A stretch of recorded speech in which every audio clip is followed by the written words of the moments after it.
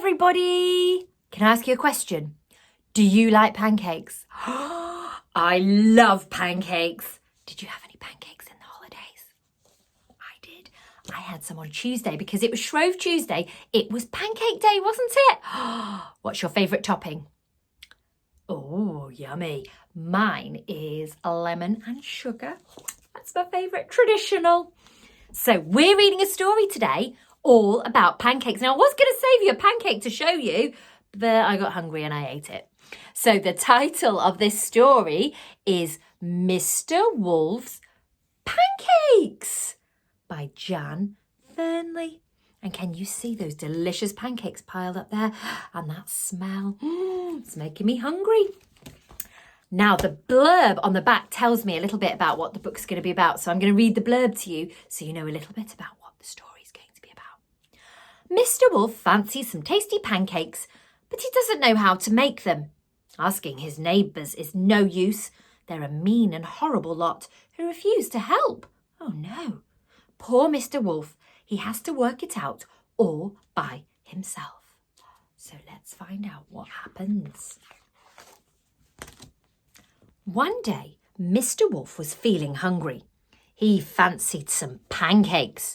Yum, yum, he said, licking his lips at the thought of a big pile of fresh, delicious pancakes. Can you see he's got a thought bubble there, thinking about those pancakes? Mr. Wolf had never made pancakes before, so he took his big recipe book down off the shelf and looked inside. You see? But wolves aren't can't read very well, and Mr. Wolf had trouble making sense of it. Can you see what he's doing wrong there? What's wrong with the book?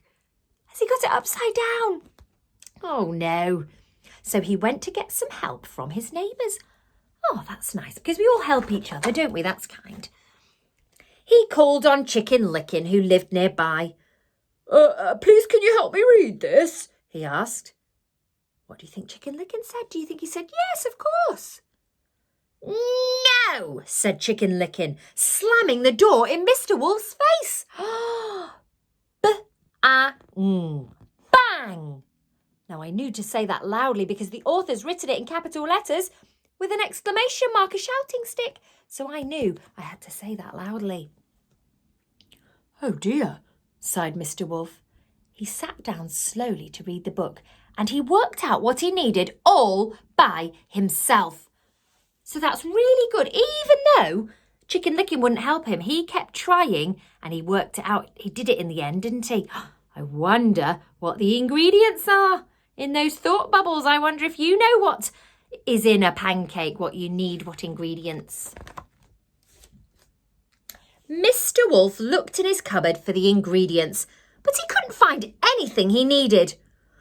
Oh, I'll go to the shop, he decided, and then he settled down to write a list. Oh, but wolves aren't very good at writing. So Mr. Wolf called on Wee Willie Winkie. You're very clever, said Mr. Wolf. Can you help me write my shopping list, please? What do you think Wee Willie Winkie said? No, said Wee Willie Winkie. Go away. And he slammed his door. Can you remember what that says? Bang! Oh, there's no need to be like that, said Mr. Wolf quietly. So what does he have to do? He has to do it by himself, doesn't he? Mr. Wolf sat down and tried very hard with his writing until he'd made his shopping list all by himself. That's really good. Look how he's listed the words one under the other and sounded them out. That's brilliant, isn't it? He's kept trying. Now he needed to count his money to make sure he had enough. Oh, but wolves are very good at counting. So he went to the gingerbread man for some help. Well, the gingerbread man doesn't look very happy, does he? Can you help me count my money, please? He asked politely. No, I'm too busy to bother with you, said the gingerbread man, slamming his door. Bang! Oh dear, they're not very kind. They're not helping each other, are they? So poor Mr. Wolf had to sit down and count his money. It took him a long time and he had to check it 3 times before it was right. But he did it. all by himself. So money is really hard, isn't it? I bet when we were learning about money, some of you found it quite hard to count the money, to count different coins. But just like Mr. Wolf, we don't give up, do we? We keep on trying, and that's how we learn to do things. Mr. Wolf needed a basket to carry his shopping in, so he called on Little Red Riding Hood. There she is. Please may I borrow your basket? He asked very nicely. I'm not lending my basket to you, said Little Red Riding Hood. Now clear off. Oh, I've just noticed there. Ear. There's that trigraph ear, isn't it? Now clear off. So Mr. Wolf set off to the shops without a basket. I'll manage, he said. Oh, that isn't very kind. She could have lent her basket to Mr. Wolf, couldn't she? There he is. He's gone to the shop all by himself without his basket. He's just got his list, hasn't he? Mr. Wolf went to the shop. There he is, buying his ingredients, handing over his money. He's got his purse there, handing over his money. Look, he's having to carry it all, isn't he? He looked at his list, remembered what he needed, counted out his money, and carried the eggs, milk, and flour home, all by himself. Now it was time to make the pancakes. But wolves aren't very good at cooking.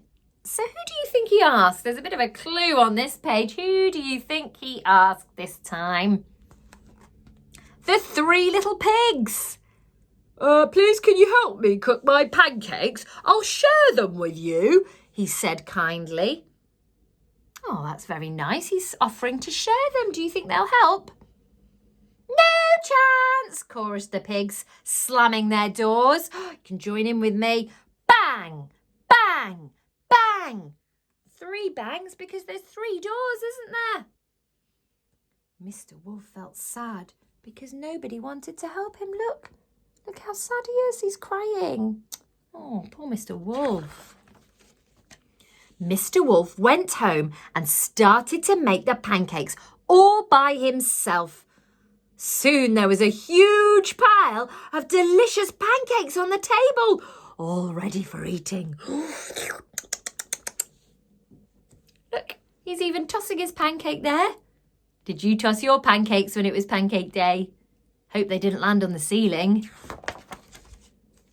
Now, as Mr. Wolf had been making his pancakes, the lovely smell had drifted out of his kitchen, and all the neighbours could smell it, and it made them feel very hungry.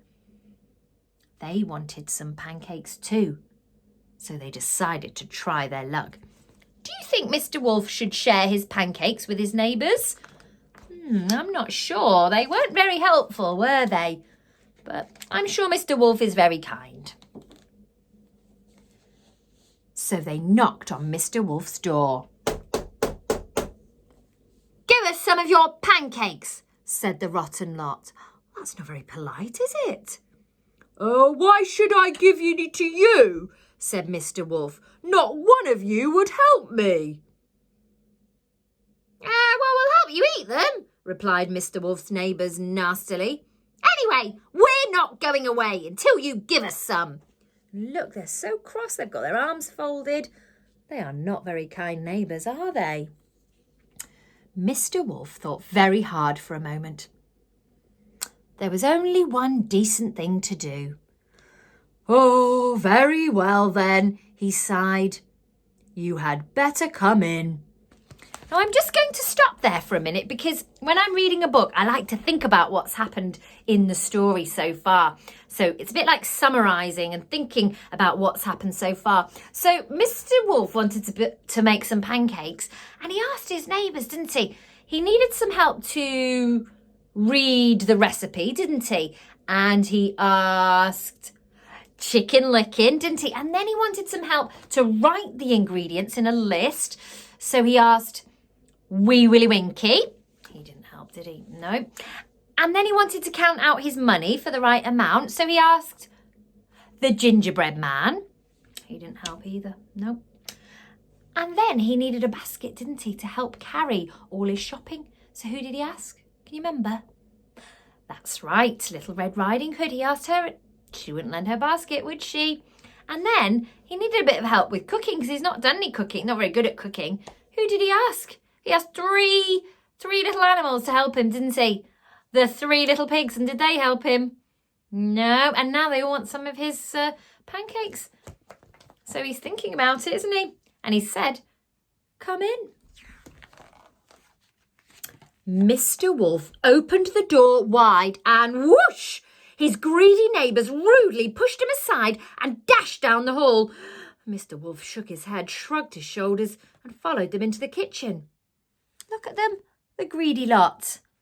Look at them rushing in to get his pancakes.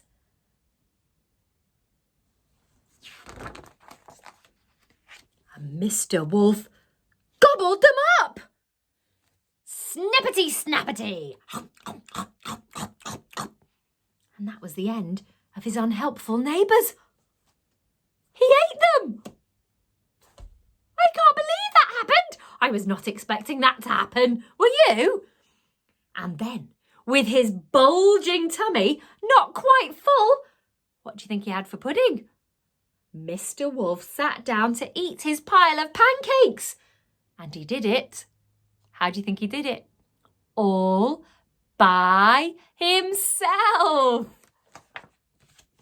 Because, well, there was no one else around. Why was there no one else around? Because he'd eaten them. I was not expecting that ending. Did you know that was going to happen? That's called predicting, isn't it? When you predict what's going to happen in a story. I could not predict that that was going to happen. So I hope you liked our pancake story this week. And we're going to be doing lots of pancake learning. You're going to be just like Mr. Wolf and you're going to be writing a list of ingredients and then a recipe to make pancakes. So you're going to have so much fun. Okay, I hope you enjoyed the story. See you later. Bye.